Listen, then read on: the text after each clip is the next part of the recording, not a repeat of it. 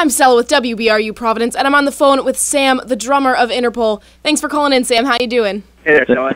I'm doing well. How are you? I'm doing really well. So, how was your experience at Lollapalooza? I hear you just got back from Chicago. Yeah, that was pretty cool. I mean, it's always weird playing in the daytime. No, that's true. Sometimes when crowds see sunlight, they stop feeling so dancey. But I'm sure people had a great time at your show, regardless. Right. It's like, it was, well, it had been raining and it stopped. I think a lot of people decided to kind of get out from the shelter, so to speak. So there was a sea of people. So, you know, it was pretty cool. Well, it wouldn't be a true festival experience if the audience didn't end up covered in mud. So you have a new album coming out this September, is that right? El Pintor. That is correct. So if you scramble the letters in El Pintor, it makes Interpol. So really, the question I want to know is who was the genius that came up with that? Yeah, well, you know, let's think about it. Our wordsmith, Mr. Banks, he came up with that. Plus, he's a very fluent in Spanish. So the fact that it's El Pintor, the painter, which is kind of poetic in itself, and then it's an anagram, you know, what more do you want? Oh, nothing. How could I want anything more? It's perfect. Yep, a little package. Yeah. So you make this album with producer James Brown, who's famous for working with Foo Fighters, Smashing Pumpkins, My Bloody Valentine, etc., etc. How did he influence the sound? Well, I think what he did was respect what we do. You know, and he knew how to not step on it. You know, he knew how to capture it. He has a very wide palette of, like, guitar bands, you know, just like the bands you mentioned, kind of, you know, there's kind of a full range there, you know. To go from, like, My Bloody Valentine to, like, Foo Fighters and everything in between, he kind of knows guitar music. And he kind of just kept everything intact, you know. And plus, he could twerk like a mofo. Yeah, is that so? How important was twerking to the recording process? I feel like it would be a really good stress reliever. Well, when I would, you know, kind of lay down a few drum takes and go into the control room, instead of me asking, you know, well, how was that? I would see him kind of grinding up against the mixing console, and I was like, well, I guess that was pretty good. Well, I can't think of any faster way to get positive feedback. It sounds like a really good system you had going. Yeah. This, like, you know, 6'2" tall, lumbering British man shaking his butt. Thank you for that mental image. I now understand why everybody wants to be a rock star. So you took some time off before making this new album. How did you use the hiatus? Well, you know, we toured the last record, which came out in 2010, the self-titled one. We toured until late 2012. No, wait, I think I have that wrong. Well, we did tour into 2012.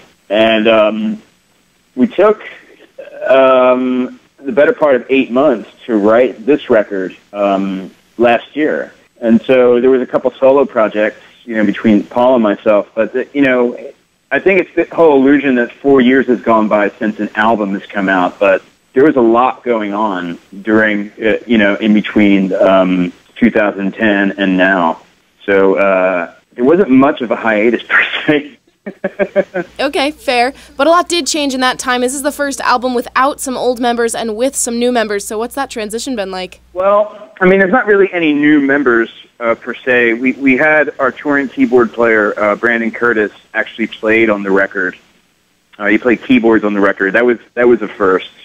And I think that was great to kind of let somebody who is a proper keyboard player, it's not, you know, a guitar player who can play keyboards or whatever, to kind of let him handle that. And he has a really good perspective on the role of keyboards, you know, amongst, you know, guitars. And it just gave Paul and Daniel the opportunity to kind of really hone in on that thing that they do. You know, that kind of, that weird kind of interplay that they have, being extremely opposite guitar players. And I think, you know, with Carlos leaving, that kind of made it easy too, because he got kind of precious about, like, keyboards and, you know, faux orchestras and things of that nature. And it was kind of nice to be a rock band again. All right. Well, do you think you'll ever work with Carlos again? No. I will never work with him again. And I say that without malice, you know what I mean? I say that without ill intent. It's like we played together for a very long time, and it was great. But you know, you kind of splinter off and follow your own path. So, I mean, I suppose you can never say never, but it's I doubt it. Well, it sounds like it's his loss. He's missing out on a lot of good twerk sessions in the recording studio. Yeah, I wonder if he would shriek, and recoil or join in. I don't know.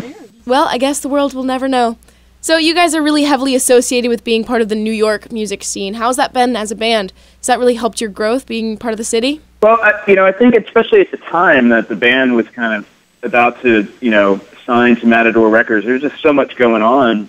It was kind of like, again, another decade that New York is on the map. It seemed to happen, throughout the 60s and in the late 70s and in the early 80s. And even in the 90s, there was a thing going on, but it was far more angular and underground. And it just kind of, with the Strokes kind of busting the door wide open and the camera eye got refocused on New York. Logistically, it was great, but there was an energy that was happening. It all seemed viable again. And it was interesting to, all of a sudden not see all your friends anymore because they were busy touring the globe and putting out records, So while the rest of the world kind of had this romantic view of, everybody hanging out together, as if it was, Max's Kansas City in the late 70s, it was far from that because everybody was just all over the place. And it was kind of nice to know that not only Interpol was doing well, but your friends were doing well with their bands. Yeah. And plus, New York is just an intense place, so it's going to have some kind of impact on your work no matter what. Absolutely. Well, we're stoked to see you play Boston when you come to the House of Blues on November 21st. Is there anywhere else on the tour you're looking forward to checking out? Yeah, we just went to Iceland for the first time a couple months ago to Reykjavik, and that was really awesome. And I always look forward to going back to South America, which we'll probably do next year sometime. But the States are great. Kind of touring your home base, is awesome. And there's not really too many places that we play in the States that suck. And thankfully so. Nice. That is incredibly reassuring to hear. So on Exposure, we're all about giving new music a shout out. Is there anybody you've been listening to that you think we should check out? Man, there's this new artist called Neil Young.